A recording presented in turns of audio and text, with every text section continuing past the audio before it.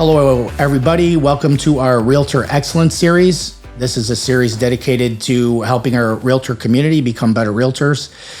My name is Frank Lardino. I'm here with my partner, Yvette Hollandoner. We are the Velocity Real Estate Group with Keller Williams Preferred Realty. So, Yvette, how many times have you had a new buyer and that buyer came to you because they didn't like their old agent? It's been a few times, partner. And the funny thing is, or what it strikes me the most when I'm the second realtor, because that's it. That's where they're staying. That's when they're buying. The buyers come to me after the second time that we're doing showings, and they come to me and they're very surprised, and they even say, wow, our other realtor never looked at all the things that you're looking at. He never explained us anything about the house. He never pointed the roof. He never did this. Or she never did this. She never did that. We're learning so much with you in just a couple of times. And we are so happy that this is another reason why we love working with you now, because you are actually explaining everything about the house. It's not just, here's the kitchen and here's the bathroom. Obviously, we can see that, but you are doing a lot more than that, and we love that about you. So, fellow realtors, we're sharing like one of our main secrets with you. When you have a little bit of know-how about the components of a home, and you point out the good things and the bad things, you gain the client's trust right away. They don't think you're trying to push a house on them or force a sale on them, that you are really working in their best interest. And Yvette and I have done a program with our Keller Williams offices called Building a Warrior Realtor, in which we highlight many things like mindset and stuff, but we have a whole section dedicated to knowing the components of a home. And it's really, really important, because in this day and age, we really have to add value to customers to stay competitive, because, the market is it's tight right now. There's not too much inventory. So we have to add value to for our clients. So we're going to just go through some basic stuff real quick. And I would encourage you guys to look at sample home inspection reports or start to look things up online. You can learn a lot of stuff. You don't have to be a genius about this stuff. You just have to know the basics. And we're going to tell you what we look at. I'll also suggest, if you're a new realtor in a big office, offer yourself to other realtors, experienced realtors, to cover for them for the inspection, when they're having the inspection for their buyers, and you be there with the inspector, and the inspector is going to show you everything. And it's not just a one-time thing, because I've been doing this for 23 years, and every inspection that we have with buyers, Frank and I are there, because you learn something new. There's always something that you're going to learn about a house, because things change. Like, the furnaces now, they're high efficiency. There's other things that change. So you want to always be there with everything that the house has, and you can explain to your buyers exactly what you're looking at. Yeah, that's a great tip. Volunteer, guys, especially if you're new. Link up with somebody who may need help sitting through a home inspection. A realtor is supposed to be there at the home inspection. It doesn't have to be the real realtor representing the buyer. It could be an assistant or whatever. But we're always at our home inspections. So when we start with our buyers, as soon as we approach the house, we're looking for stuff. Okay, we look at the roof, for instance. What we've had enough experience to know, like when a roof looks pretty bad or a roof looks good. There's a couple different types of roof: architectural shingles, 3-tab shingles, etc. They both have different lifespans. We look at the exterior of the house. What condition is the siding or brickwork in? Brick is interesting because if the house settles, then there'll be cracks or fracture lines in the brick. We look at that. We look at the condition of the siding, what type of siding it is. We look at the window framing, for instance, because a lot of times window framing is made of wood. And if the house is a little bit older, that seems to be a point that collects moisture and promotes rotting.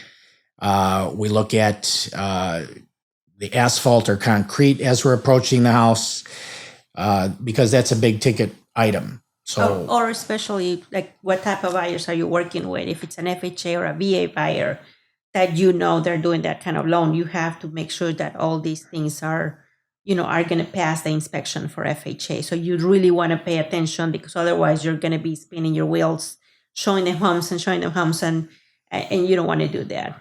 And that's a great point. And if any of you realtors are newer and you don't know about FHA loans or VA loans, when the appraiser comes to appraise the value of the property on those type of loans, they do a superficial home inspection, not like a deep dive like a home inspector, but they look at things on the surface, and you have things like, chipping paint and Bad roofing. no banisters or no GFC outlets. They're going to put that in their appraisal report, and it's on the seller to have to fix those. They can't offer credit for those. They actually have to fix those. So if you're working with an FHA or VA buyer, it's good that you know what to look for, because you can go through the entire process of submitting an offer and then getting the appraiser to come out, and then there's a long list of things that the deal goes south and you've wasted all your time. So it's good to know this stuff. Great point on that. And then as we enter the inside of the house, Yvette and I like to look at the windows. Now you can tell when windows are failing if they start to look foggy, or there's moisture cascading down. Sometimes your brain tells you that's moisture is on the outside, but many times it's on the inside between the glass panes, and that means the seals have failed on the windows. Windows are super costly to replace. So we will point those out like immediately if we see them. We'll walk in a room and we'll go, that window's shot, and that window's shot over there. We like to look at the mechanicals, the age of the mechanicals, which would be the furnace, water heater, the AC unit outside. We look at that stuff. There's a little data tag on a water heater that has a date on it. Sometimes it's hard to find, but it'll have a year, and that year denotes the date that water heater was produced. Usually we get 10 years out of a water heater, and then the home inspector will say water heaters, at the end of its useful life. Furnaces, usually they'll say that at the 20-year mark. AC units are 15 to 20 years. So these are things that we like to look at in advance, because it gives our buyers information. We look at the electric panel just to see, how many empty circuit breakers they have. They call them blanks. If they don't have any, that means the panel's full, and that's fine. But then if you wanted to add some circuits, you would have to put in another sub panel. So we like to see the blanks in there. And sometimes the house has a fuse box. You need to know what a fuse box is, so you can point that out to your buyers and say, this is old school electric. This is what came before circuit breakers. And then there's even electric that came before that. We don't see that too much anymore, but that's called knob and tube or cloth wiring. It's good to know this stuff. We look at the flow of the house. Like Yvette and I are both homeowners. We're both raising families. We know what kind of flows are conducive to togetherness and good for entertaining. So we'll comment on that. If a kitchen is kind of like isolated and all walled in, and like the family room and everything is elsewhere, that isn't optimum like for an open concept, which is why and many buyers will ask for that. We also look at the fit and finish, which is like the trim work. How is everything installed? Are the tiles nice and flush with symmetric grout lines, or are the tiles not flush and the grout lines are big, small? We look at the carpentry, the trim work, all that stuff. We can tell like when the workmanship is good and when the workmanship isn't. That may not affect the functionality of the house, but it does affect the value, and that should be noted. And the resale. And the resale. And then very, very important, and we'll finish with this, is the foundation. There's many different kinds of foundations. Mostly what you'll encounter are regular concrete foundations that have been poured into forms. We want to check for any kind of seepage. So if the basement's unfinished, we'll walk the whole basement and we'll look at every foot of wall to see if there are any cracks. Now, cracks will occur almost all the time in concrete, and they're very fixable. The cracks you worry about are the ones that are more than 1/8 of an inch wide, or cracks that run horizontally. That's really not good, because that means that the foundation wall is doing this, and you don't want it doing that. And we've had houses where the walls were literally, they were like that, caving in. That's a really hard, you can't even fix that. You can just shore that up. So we're checking for cracks, size of cracks, types of cracks, and any kind of moisture intrusion. And if the basement's finished, then we'll visually scan where the baseboards are, and we'll see if there's any staining. Staining indicates that water is intruding, and then it will stain those the wooden baseboard and stuff like that. Or sometimes the paneling meets the carpeting, and you'll see staining there. Everything's correctable, guys, but it's good to know in advance while you're with the buyer.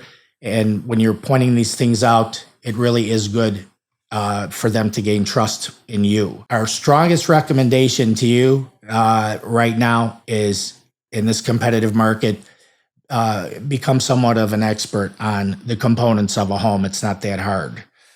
Anything to add, Yvette? No, just educate yourself. You want to be like Frank said, you want to be the expert, and you want to give them value. You want to make sure that they know why they're working with you.